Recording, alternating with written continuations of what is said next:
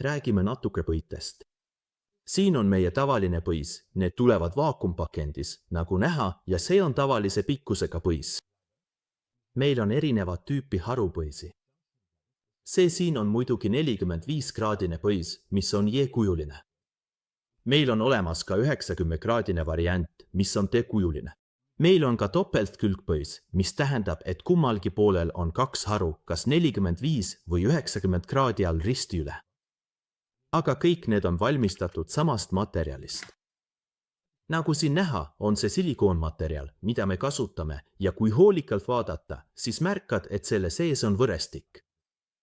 See võrestik võimaldab materjalil veidi venida ilma silikooni kahjustamata või rebestamata, peaaegu samamoodi nagu armatuur töötab betooni sees. Kui rääkida nende tihendamisest, siis siin seespool on see kokku liimitud silikooniga ning väljastpoolt on see uuesti kinnitatud spetsiaalse teibiga.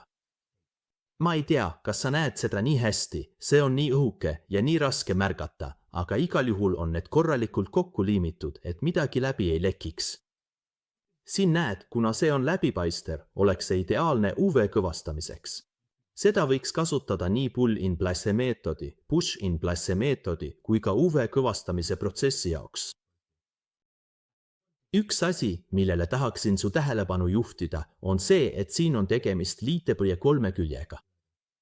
2 neist külgedest on ilmselgelt ühendatud sinu bakkeri alusega ja 3. on siin see otsakork, mida nimetatakse lamedaks otsakorgiks.